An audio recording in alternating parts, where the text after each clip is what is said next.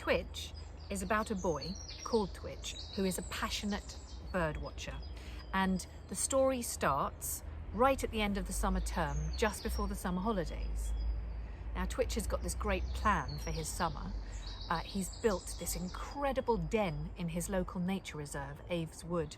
And his plan is to hide inside and watch the birds all along the side of this giant pond in the nature reserve. And all he wants to do is spend his summer camping out, eating marshmallows, watching birds and having a grand old time.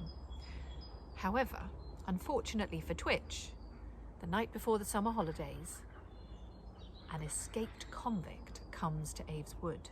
They have broken out of a local prison, and the rumour is that they are a bank robber who has left their loot somewhere near the nature reserve, or maybe in it. So the place is crawling with police and locals who are intrigued and want to see if they can find the loot.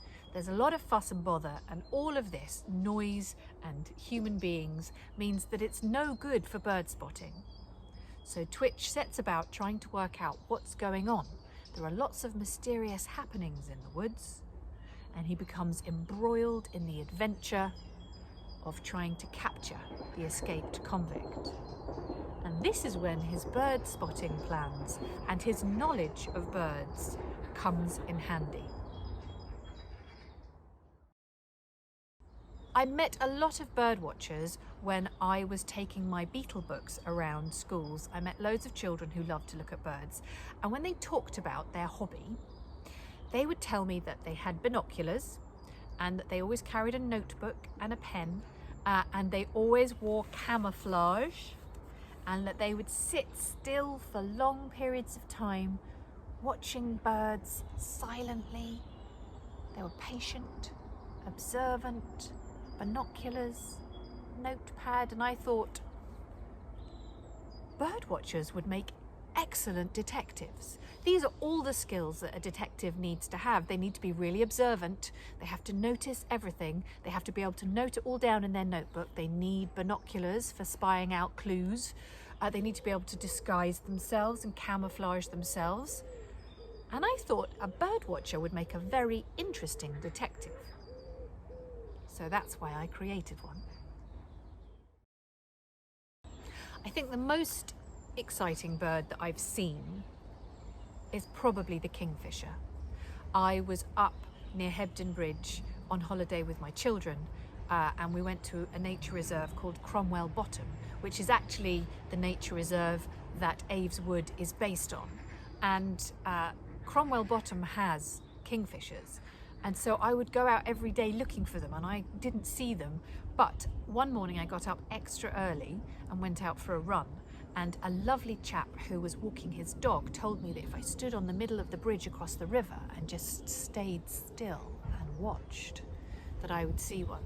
And sure enough, it was about 6:30 in the morning. I was stood on that bridge and I saw a blue streak of lightning.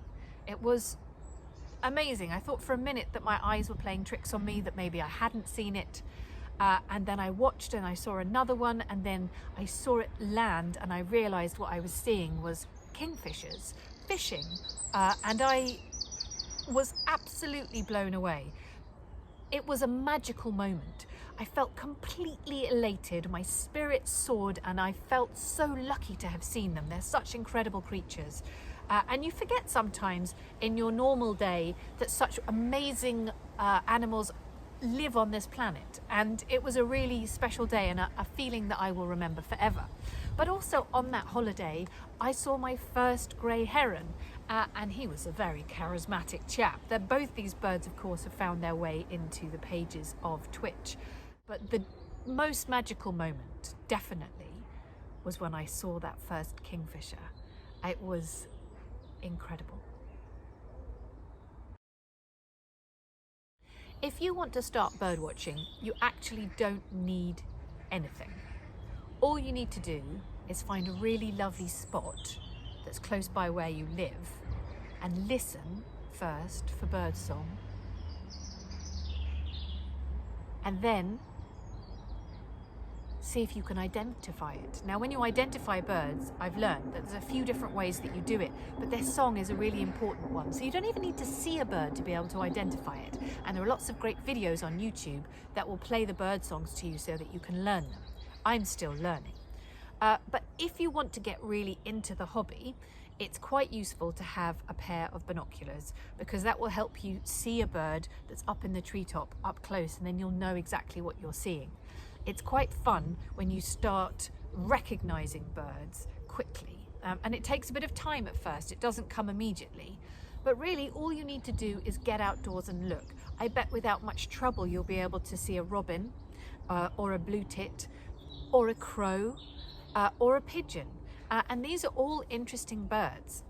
If I were you, I would try and find out some facts just about the birds that you can see in your garden or your local park. Start there and then add a bird at a time. Learn a bird's song, maybe learn some facts about it, maybe draw a picture of it.